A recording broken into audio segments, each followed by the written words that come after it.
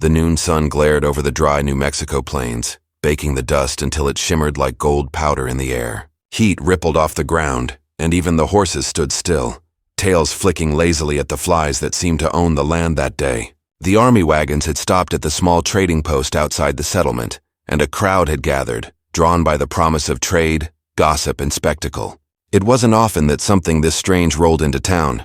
A chained Apache woman, wrists bound in iron, ankles bruised from shackles, and a look in her eyes that could freeze the heart of any man who dared meet it for too long.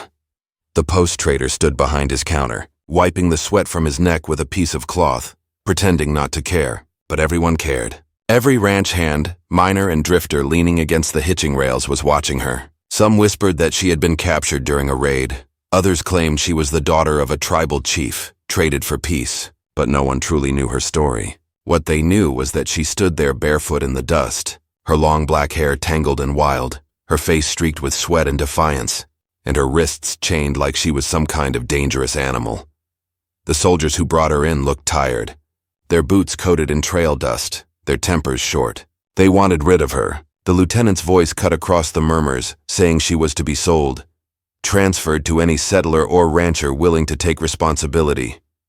His tone was sharp, but there was discomfort in his eyes. Even men hardened by war and desert heat felt something uneasy about selling a woman like that. Yet, in those times, morality often bent under the weight of survival, and law was a matter of who could afford it. One man in the crowd stepped forward, a tall rancher with a weathered hat pulled low and hands scarred from years of hard work. He wasn't the kind who liked attention. People whispered he had fought in the war and returned quieter than when he'd left.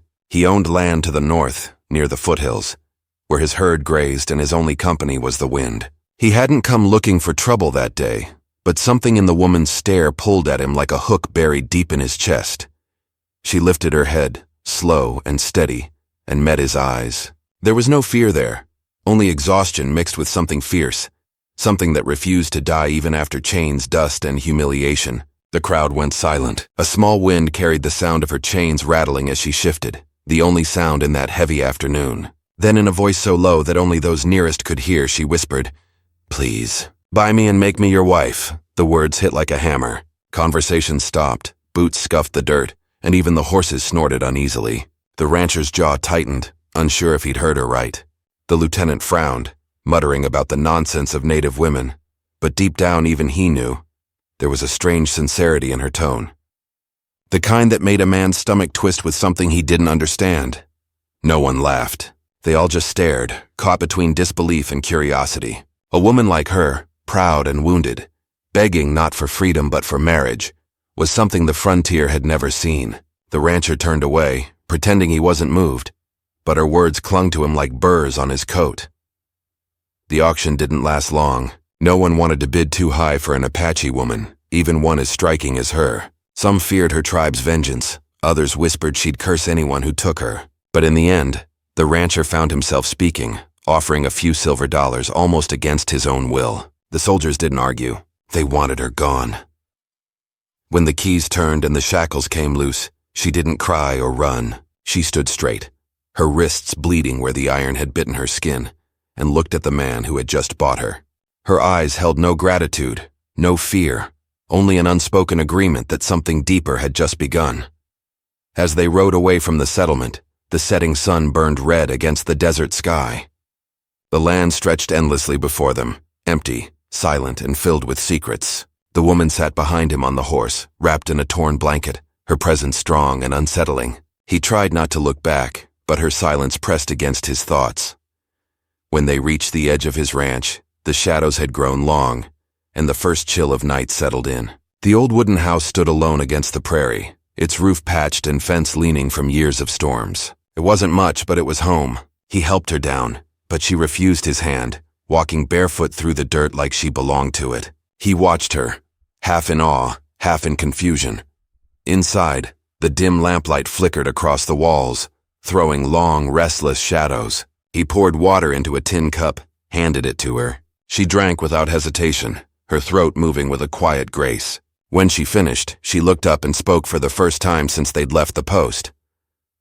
"You think I asked because I am weak," she said softly, her accent thick, but her words clear. But a woman chained is not the same as a woman broken. He didn't answer. He couldn't. The truth of her words hung heavy in the room. Outside, coyotes howled somewhere far across the open plains. The night seemed endless. Later, when he stepped outside to breathe the cold air, he looked toward the horizon. Somewhere out there, he imagined, her people still roamed, angry, mourning, waiting. He wondered what danger he had brought upon himself by bringing her here. Yet something inside him whispered that she wasn't the danger. She was the reason. Back inside, she sat by the small fire, her chains now lying coiled on the floor like a dead snake. Her dark eyes followed the flames, reflecting both sorrow and fire. She spoke again, almost to herself. Men chained me because they feared what they did not understand. But you bought me. So now you must understand me, or lose everything you have. He didn't know what she meant. But the way she said it, calm and sure, made his hands tremble. There was a story behind her silence, a wound deeper than her scars, and a promise hidden somewhere between her strange plea and her steady gaze. Outside, thunder rolled faintly beyond the mountains. The wind began to rise, carrying dust and the scent of rain that rarely came. The rancher stood in the doorway, caught between the world he knew and the one she carried in her soul. And for the first time in years, he felt something stir within him, a sense that the quiet life he had built was about to be torn open by the storm she brought with her. The Apache woman, once chained like a beast, had walked into his life not as a prisoner, but as a force of nature he could neither control nor turn away from. That night, as the fire burned low and the wind howled outside, she whispered one final thing before sleep claimed her. Her words, barely above the crackle of the flames, froze him in place. "They will come for me," she said. "And when they do, you will have to decide if I am your wife or your ruin." The rancher didn't sleep after that. The desert outside seemed alive, the shadows restless, and somewhere in the darkness a distant drumbeat echoed faintly across the plains. The night had only begun, and so had the story that would change both their lives forever. The morning broke cold and gray, with a thin mist hanging low over the prairie. The rancher woke before dawn, same as he always did. But something about the quiet inside the cabin felt different. The air held a strange tension, like the world itself was waiting. He pushed open the creaky door and found her already awake, sitting near the ashes of the fire, her blanket draped around her shoulders. Her hair caught the dim light, and her eyes, still sharp from sleeplessness, followed him without a word. He nodded to her, unsure what to say. The truth was, he didn't know what to do with her. He had brought her home out of something he couldn't quite name. Pity, curiosity, or maybe that haunting plea that still rang in his mind. But now that she was here, the weight of it felt heavier than he'd imagined. She was not like any woman he had known. There was strength in her silence, a kind of quiet defiance that made him cautious. He stepped outside to feed the horses, the cold air stinging his face. The land stretched out endlessly before him, a sea of frost-coated grass and distant mountains hidden in fog.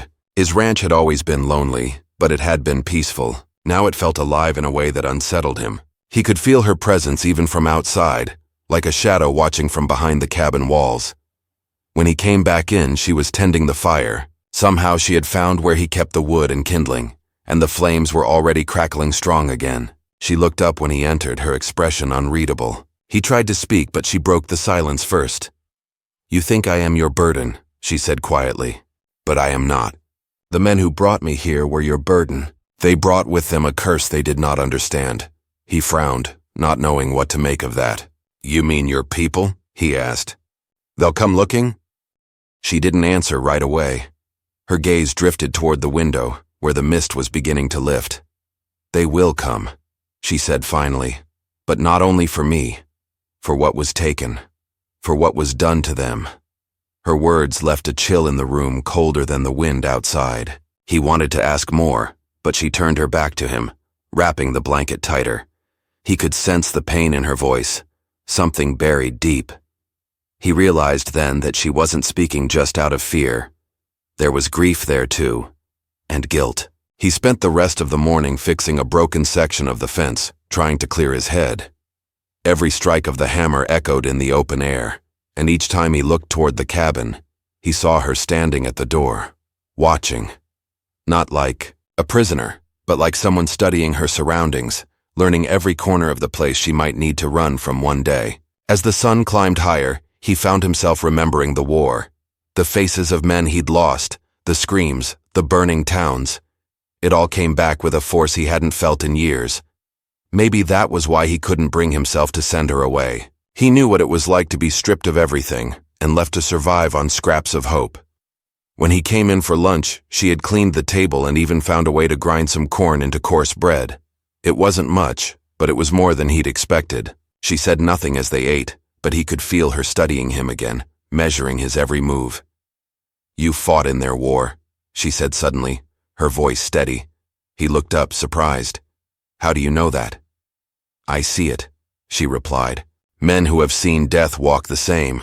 They do not fear the world, but they do not trust it either." He didn't argue. She was right. Something in her eyes told him she had seen her share of death too. Maybe more than he could imagine. Days passed that way, filled with uneasy silence and small gestures that spoke more than words. She helped with chores without being asked, gathering water, feeding the chickens, mending torn fabric she found in an old trunk. But at night, she grew restless. Sometimes he heard her murmuring words in her own language, a soft chant that rose and fell with the wind. Other times she stood outside beneath the moon, whispering toward the mountains as if calling to spirits only she could hear. One night, he stepped outside and found her there, barefoot on the cold earth, staring west. The moonlight touched her face, and for a moment she looked almost otherworldly. He asked her what she was doing, and she answered without turning. "I speak to my ancestors," she said. "They are never far, even in a land stolen from them." He said nothing. He didn't know what to say. She looked over her shoulder then, her eyes glinting like wet stone. "You should not have bought me," she said softly. "Now their eyes are on you too." He wanted to laugh it off, but something in her tone made his stomach twist. The wind carried a long, low sound from the distant hills, something that could have been thunder, or something else entirely. In the days that followed, he began to notice small things. The cattle grew restless at night. The dogs barked toward the ridge, their hackles raised though nothing was there. Once he found tracks near the creek, barefoot but too large and too deep to be hers. When he showed them to her, she studied the ground for a long moment before saying, "They are close." He felt anger rise in him. Then why bring them? Here? Why bring trouble to my land? She turned to him, her expression calm, almost sad. "I did not bring them. Trouble follows those who pretend it is not already theirs." Her words struck something deep in him. He wanted to deny it, to tell her she didn't understand his world, but maybe she did, better than he ever would. That night, when the wind rose again, carrying strange echoes from the canyon, he couldn't sleep. He sat by the window, his rifle across his lap, watching the horizon.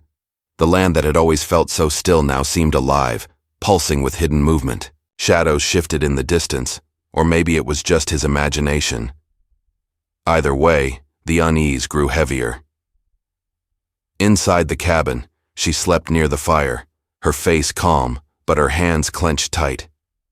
He wondered what she dreamed about.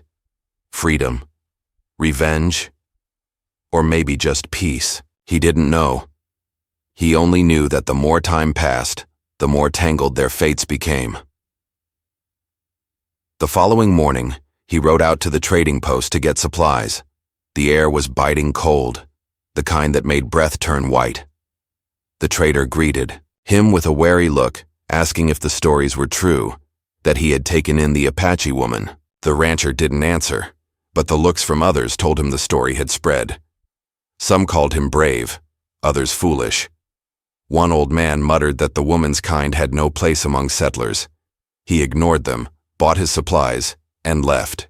Yet on the ride back his thoughts churned. He realized how little he actually knew about her, where she came from, why she'd been captured, and what her people had suffered. And maybe, just maybe, he wanted to know. When he reached the ranch, the first thing he noticed was the silence.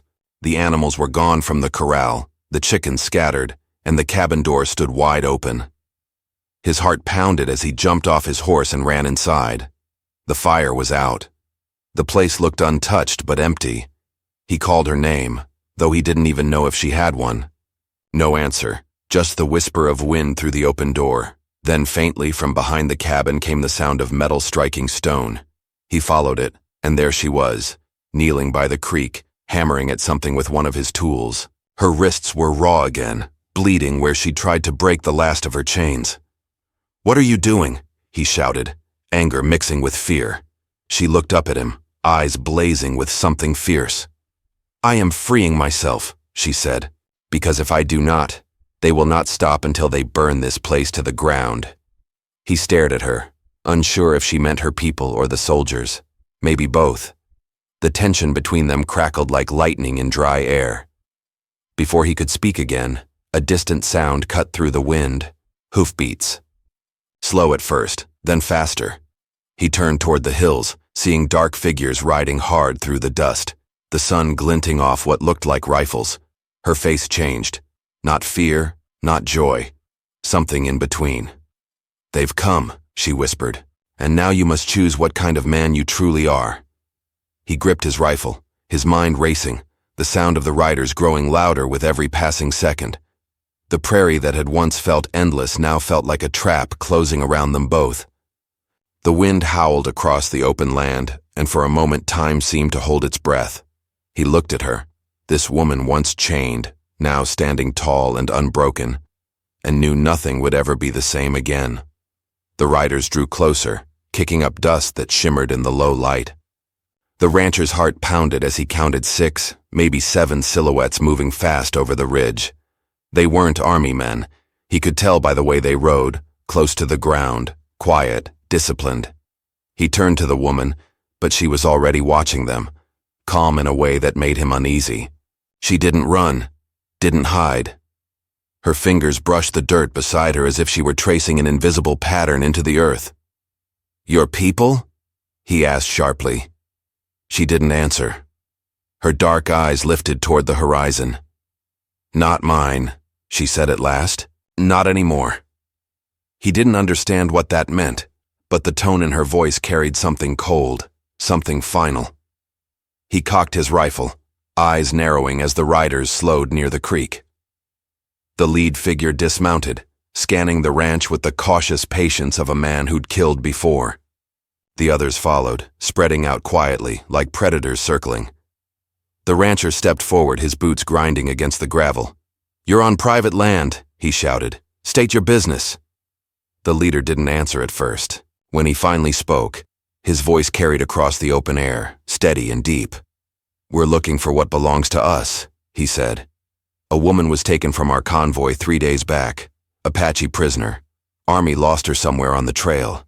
The rancher's grip tightened around the rifle. "You won't find anyone like that here," he said. Behind him, the Apache woman's voice rose, quiet, but sharp. "You lie for me," she said. "Why?" He turned, startled. "Because I don't hand people over like cattle," he said. For a moment, her expression softened, but only slightly.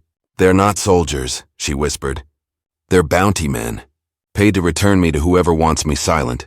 He looked back toward the riders. Their faces were half hidden by scarves and dust, but their movements confirmed it. Men of greed, not law. They weren't here for justice. They were here for money. The leader called out again. "We don't want trouble, friend. Just give her up and we'll be gone before sundown." The rancher raised his rifle. "You step 1 foot closer and you'll find plenty of trouble." A tense silence followed. The wind whistled across the plain, stirring the dry grass. The bounty men didn't advance, but they didn't retreat either. It was a standoff, the kind the frontier was famous for. After what felt like hours, they turned their horses and rode off toward the ridge, but he knew they hadn't given up. They'd be back when night fell. He exhaled slowly, lowering the rifle. Sweat ran down his back, though the air had grown cold.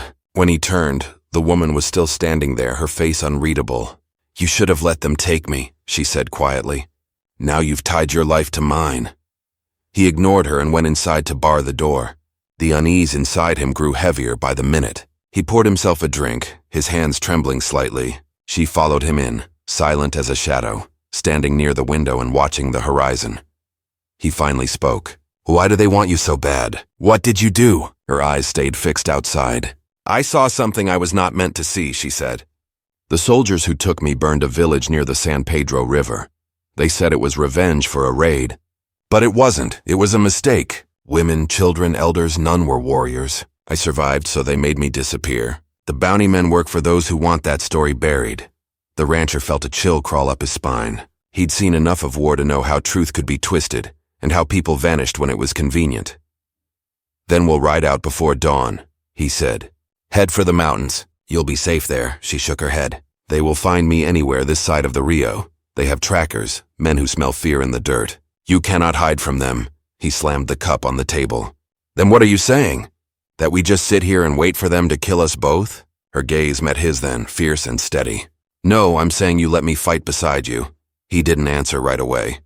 The idea seemed absurd. She was wounded, barefoot, a woman who'd been in chains. But the way she said it made him believe she had fire enough to match any man. He nodded slowly. All right then, he said. We'll fight. That night they prepared. He showed her how to load the rifle, though she seemed to know already. She sharpened a hunting knife and gathered what little ammunition he had left. The air grew colder, the kind of chill that seeps through walls and skin alike. Outside, coyotes howled across the barren stretch of land, their cries echoing like warnings. Inside, the woman moved with quiet focus. Every so often she would pause and whisper something in her language, almost like a prayer. He watched her, realizing she wasn't afraid. Whatever she had endured before had burned away the fear long ago. Hours passed in silence until the sound of hoofbeats returned, faint at first, then louder.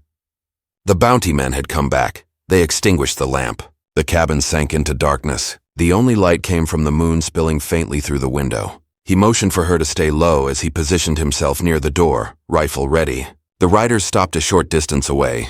Voices drifted through the night air, calm, confident, patient. They'll try to flush us out, he whispered. She nodded. Then we make them believe we ran. Before he could ask what she meant, she slipped outside through the back door, moving fast and silent. His pulse jumped. He wanted to call out, but he trusted her instinct. Moments later, gunfire erupted. 2 shots, then shouting. He rushed to the window and saw chaos near the creek. Her distraction had worked. The bounty men scattered, firing into shadows. He took aim and fired once, hitting the lantern one of them carried. The light burst, spilling flame across the grass. In the confusion, the riders fell back, cursing, retreating into the dark. By the time he found her again, she was crouched behind the barn, breathing hard, but steady. A thin streak of blood ran down her arm. He tore a strip from his shirt and wrapped it quickly. She didn't flinch. You're insane, he muttered. She gave a faint smile. Sometimes insanity keeps you alive. They both knew this wasn't over.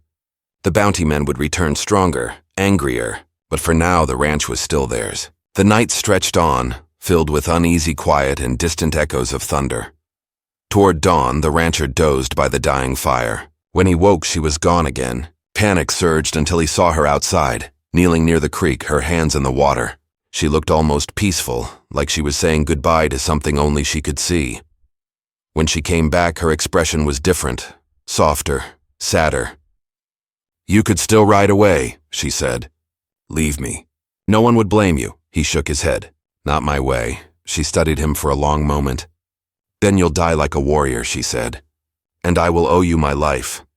The words carried weight, but before he could reply, the distant echo of hoofbeats returned once more, this time faster, heavier, more riders. He grabbed his rifle, his heart sinking. She picked up the knife, her face calm again. Through the open door they could see dust rising on the far ridge, sunlight glinting off metal. It wasn't just bounty men now. There were soldiers too, the ones she had escaped from. The rancher cursed under his breath. They found you, she shook her head. They found us.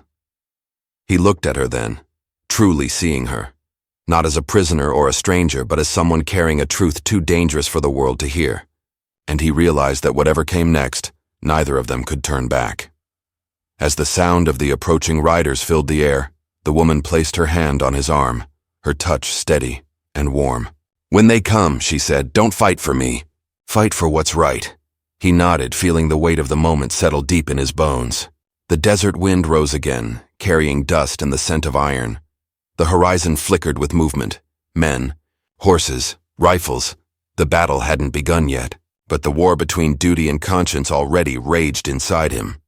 And as the first rays of sunlight broke across the plain, he realized that the woman he had bought out of pity had brought him something he hadn't known he was missing. Purpose. The sound of boots hit the ground outside. The soldiers were dismounting. The bounty men rode behind them like scavengers waiting for the kill. The woman's voice came low and steady beside him. "Whatever happens next," she said, "remember, they will not stop until the truth is buried. You must decide whether to bury it with them, or with us." He chambered the first round, the old wood of the rifle groaning softly. The sky above was blood-red with dawn. The ranch stood silent, the air heavy with the promise of violence. And in that still moment before the storm, the rancher and the chained Apache woman, no longer captor and captive, but allies bound by fate, stood side by side, ready to face whatever the frontier would throw at them next. The air was thick with silence before the storm. The rancher could hear his own heartbeat pounding in his ears as he peered through the cracks of the wooden wall. The riders were closer now, maybe 20 of them, soldiers in faded blue uniforms mixed with bounty men whose faces were hidden beneath dusty scarves. Their horses kicked up clouds that swirled through the cold dawn light, and the dull glint of metal revealed rifles, sabers, and chains. They weren't coming to talk this time. They were coming to finish what they had started. The Apache woman stood near the window, her dark hair whipping in the wind that blew through the half-broken shutters. She had tied the bleeding cut on her arm with a strip of cloth and held her knife low, steady, her breathing calm. There was no trace of fear in her eyes. If anything, she looked like she had already accepted what was coming. The rancher, though, felt the weight of it pressing against his chest. He had been through battles before, but this was different. Back then he'd fought for a flag. Now he fought for something he couldn't quite name. A truth maybe, or a woman who refused to kneel to anyone. Outside, a voice called out, "Rancher!" "This is army business. Step outside and hand her over." The rancher didn't move. His finger tightened around the trigger. "You ain't the law out here," he muttered under his breath. The woman's gaze flicked toward him. "They'll burn this place if you make them wait," she said softly. "Then they'll have to burn it with us inside," he replied. A few moments passed before the soldiers began to spread out, surrounding the cabin. The bounty men followed, their eyes glinting like jackals waiting for the kill. One of them lit a torch and raised it high, shouting something about giving them one last chance. The rancher took a deep breath. "Go out the back," he said to her. "There's a path through the gully that leads to the canyon. You can make it if you ride hard." But she shook her head. "If I run, they'll hunt me again. If I stay, they'll fear what they can't destroy." He wanted to argue, but her tone left no room for it. The fire outside flickered brighter as more torches were lit, their glow casting long shadows through the thin cracks of the cabin walls. Smoke began to creep in, faint but rising. "They mean to smoke us out," he said. She stepped closer, her voice low. "Then let them see we will not bow." He glanced at her, the way her jaw set, the quiet strength in her face. He realized then that she wasn't asking him to save her. She was asking him to stand beside her. The first gunshot came from the east side of the ranch. A bullet tore through the window frame, splintering wood inches from her shoulder. She didn't flinch. The rancher ducked and fired back, his shot hitting a rider clean off his horse. Chaos erupted. Gunfire roared across the open field. Horses screamed and the air filled with dust and smoke. He reloaded quickly, shouting for her to stay low, but she was already moving, swift as a shadow. She grabbed the rifle from the second rack and took position by the doorway. Her shots were precise, deliberate, each one echoing like thunder. The soldiers hadn't expected resistance like that. They fell back for cover, shouting orders, trying to flank the cabin. The rancher fired again, hitting another man near the corral. The air smelled of gunpowder and burning wood. He could feel the heat from the torches now as the flames crept along the dry fence rails. The horses in the stable neighed in panic, kicking against their stalls. He turned to her, shouting over the noise. "We can't hold them here!" Her eyes locked with his. "Then we don't. We make them chase us." Before he could question her, she was already running through the back door, darting toward the stable. He cursed under his breath and followed, bullets tearing through the air around them. They mounted 2 horses, his chestnut mare and an old Mustang that had seen better days, and rode out through the side fence, breaking into the open plains. The soldiers shouted, firing wildly. Dust rose behind them as they galloped toward the canyon, the wind whipping across their faces. The land stretched wide and empty, but the sound of pursuit followed, hooves pounding, men yelling. The rancher's jaw clenched. He knew these lands better than any man alive, but even he couldn't outrun 20 riders forever. As they neared the edge of the canyon, the sun broke over the horizon, spilling red light across the rocks. The woman pointed toward a narrow path leading down between two ridges. "This way," she said. "There's shelter below." He followed, trusting her instinct. The path twisted and dropped steeply into the canyon's shadow. The walls rose high on either side, cutting out the wind and sunlight. The echoes of their horses' hooves bounced off stone, making it hard to tell how close their pursuers were. After a few minutes, they reached an open hollow, hidden between rock formations and thick brush. It looked safe for the moment. They dismounted, catching their breath. The rancher checked his rifle. 2 bullets left. The woman crouched by the rock, scanning the ridge above. "They'll come down soon," she said. "They always come." He sat beside her, his chest rising and falling with the heavy breath of exhaustion and adrenaline. "You talk like you've been hunted all your life." She looked at him then, her eyes reflecting the faint light. "Since I was old enough to understand what it means to survive," she said. "They killed my brother when I was a child, my mother when I tried to flee. I learned to keep moving, to trust the ground and the wind. But when I saw what they did at San Pedro, I couldn't run anymore." He listened, the weight of her words sinking deep. "That's why they want you silenced," he said. "Yes, because truth is a weapon sharper than their bullets," she replied. "And you—" She paused, studying him. "You carry guilt. I see it in your eyes. You've done things you wish you hadn't." He looked away, his jaw tight. "War makes men into something else," he said.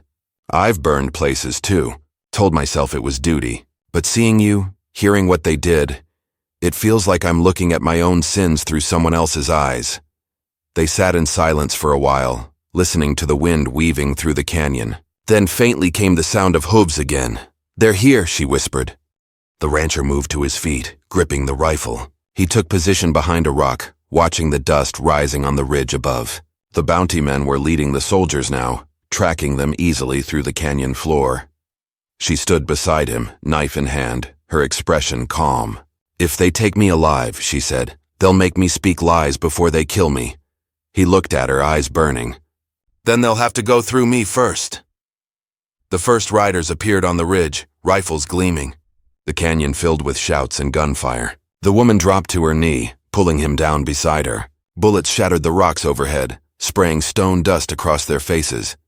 He fired once, hitting a man who tumbled from his saddle. Another bullet grazed his shoulder, tearing his coat. The pain seared through him, but he didn't stop. He kept firing, every shot echoing through the canyon. The woman moved like smoke, swift, focused. She darted from cover to cover, throwing a handful of dirt to blind one of the advancing riders before slashing at another's leg as he charged past. The sound of chaos filled the canyon, men shouting, horses screaming, the metallic clash of desperation. Then came a moment of stillness.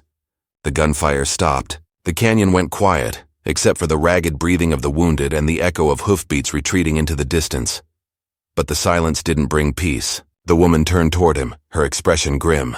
"They're regrouping," she said. "They'll come again, with fire this time." He nodded, wiping blood from his arm. His gaze drifted to the narrow pass that led deeper into the canyon. "There's an old mine up ahead," he said. "Abandoned years ago. We can make a stand there." They gathered what little ammunition remained and mounted the horses again. As they rode deeper into the canyon, the light faded and the air grew cooler. The path wound between towering cliffs that loomed like ancient sentinels. At last they reached the mine, half collapsed, its entrance framed by rotted timbers and tangled brush. They dismounted and slipped inside, the darkness swallowing them whole. The air smelled of dust, rust, and forgotten years.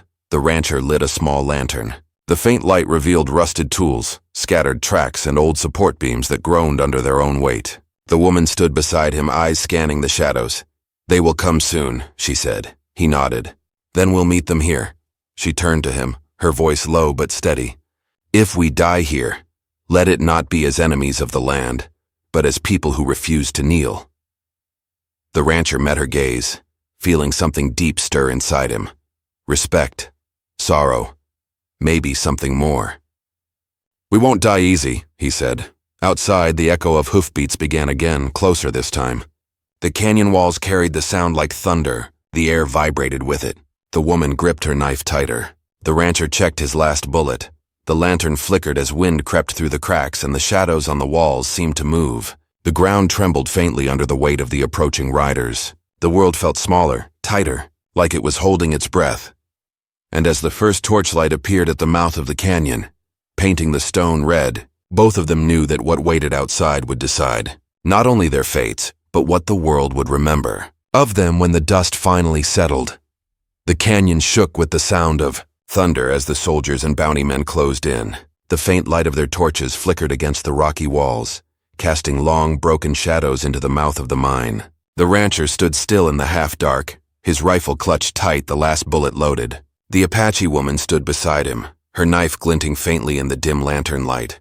Neither spoke. There was nothing left to say. The wind moaned through the mine shafts, carrying the smell of gunpowder and dust. Somewhere outside, a horse screamed, and then came silence. Heavy, waiting silence. He looked at her and whispered, "If we don't make it out, at least they'll know we didn't bow." Her gaze softened, and for the first time since he'd met her, she smiled, a small, tired smile that carried both sadness and pride. "You were never my captor," she said quietly. "You became my witness." Before he could answer, a rifle cracked outside.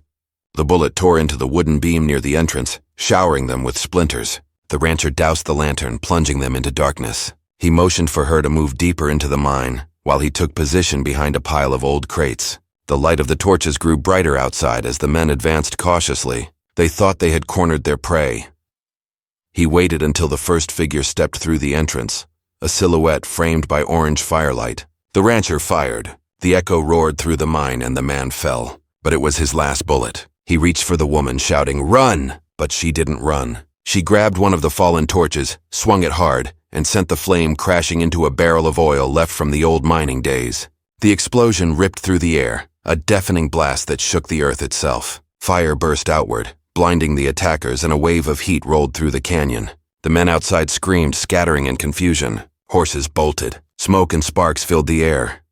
The rancher stumbled, pulling her behind a rock as the flames roared past. The old beams above them groaned and began to collapse. Dust rained down, the air thick with ash. He could hardly breathe. Through the smoke, he could see her silhouette, small, steady, still gripping that torch like it was the last piece of truth she had left. When the fire finally began to die, dawn light broke over the canyon walls. The soldiers were gone, their tracks leading away through the smoke. The bounty men had fled too, leaving behind the wreckage of what they'd tried to destroy. The mine entrance had caved in halfway, but they were alive. Barely. The rancher pushed himself up, coughing, his lungs burning from the smoke. The woman was sitting nearby, her arm bleeding again, but her eyes were steady. She looked at the horizon, where the first light touched the plains beyond. "They won't come again," she said quietly. He looked at her, unsure if she meant the soldiers or the ghosts of her past. "What now?" he asked, voice rough. She stood slowly, wrapping her torn blanket around her shoulders. "Now I go north," she said. "There are people there who still remember who we are. They will take me in." He nodded. Part of him wanted to stop her, to ask her to stay. The ranch had nothing left to give, but her presence had brought life to it, meaning. Yet he knew she belonged to the land, not to any man. They climbed out through the narrow opening of the mine, stepping into the cold morning air. The land was silent again, only the wind whispering through the canyon. The horses had wandered off during the fight, but the old Mustang stood waiting near the rocks, its mane tangled and eyes wild. She walked to it, stroked its neck, and looked back at him. "You could come with me," she said softly. He hesitated.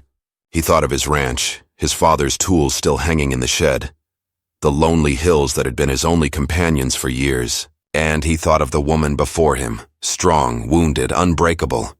"No," he said finally. "My fight's here. Someone has to rebuild what they burned." She nodded as if she had expected that answer. She climbed onto the Mustang, sitting straight despite her injuries. The morning light caught her face, making her look almost ethereal, part human, part spirit of the desert itself. Before she turned to leave, she said, "You gave me back my name." He frowned slightly. "I never asked what it was." Her lips curved into the faintest smile. "It's Ayana," she said. "It means eternal flower." He watched as she guided the horse toward the canyon's edge, her figure growing smaller against the rising sun. Something inside him felt both broken and whole at the same time. She had walked into his life in chains, but left as free as the wind. When she disappeared over the ridge, he turned back toward the plains. Smoke still rose faintly from the direction of his ranch, but the fire was dying. He began the long walk home, the sound of his boots crunching against the gravel the only reminder that he was still alive. The land was scarred, but it was his. Every fence post, every stretch of dry soil held a piece of his story now, of what he'd seen, what he'd done, and what he'd chosen to protect. He rebuilt the barn first, then the corral. It took weeks, maybe months, time blurred in the endless rhythm of sunrise and sunset. He planted new crops, fixed the roof, and buried the chains he had taken from her that first night. He couldn't bring himself to throw them away, so he buried them deep beneath the cottonwood tree by the creek. Sometimes at night, he thought he heard her voice in the wind. Other times, he'd see a lone figure riding far across the plains, moving with the same grace she had. Maybe it was her. Maybe just the memory she left behind. Seasons changed. The land began to heal. Word spread that the army had withdrawn from that part of the territory, and settlers returned to rebuild what had been lost. But for the rancher, life had changed in ways no one else could see. He had learned that not all battles were fought with guns, that some were fought with conscience, with compassion, and with the courage to stand against what was wrong even when the world told you to stay silent. One evening, months later, he sat by the fire outside his rebuilt cabin, watching the sun sink into the horizon. A small bundle lay on the table beside him, a leather pouch wrapped with horsehair. Inside it was a single turquoise stone, smooth and bright. He had found it near the creek where the chains had been buried. He didn't know how it had come there, but he knew who had left it.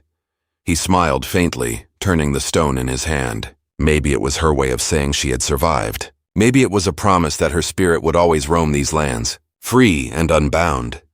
As the stars began to appear, he whispered into the still night, "Ride free, Ayana." The wind carried his words away across the open plains, and for a moment, he thought he heard an answer, a faint melodic hum, like the echo of a song sung long ago by a people who refused to be erased. He sat there until the fire burned low, staring into the glowing embers. The world around him felt vast again, filled with silence and endless possibility. The past had left its scars, but it had also left something stronger, a sense of redemption. When he finally rose, the sky had turned a deep indigo, the kind of color that only came after a storm had passed. He looked toward the distant hills where the canyon lay, and though he couldn't see it, he knew she was out there somewhere, alive, unbroken, carrying the truth she had risked everything to keep.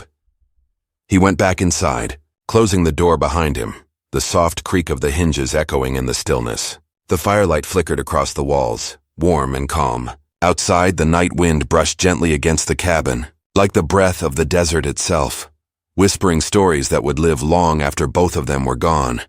And though he never saw her again, every time the wind shifted through the canyon, or the rain fell soft on the plains, he felt her presence, wild, fierce, and free. The land remembered her, and so did he, in that wide, quiet corner of the old American frontier, where legends were born and buried in the dust. A man who once bought a chained woman had found something greater than ownership or victory. He had found meaning. He had found peace. And somewhere far beyond the hills, a woman named Ayana rode beneath the endless sky, free as the wind that carried both their stories into eternity.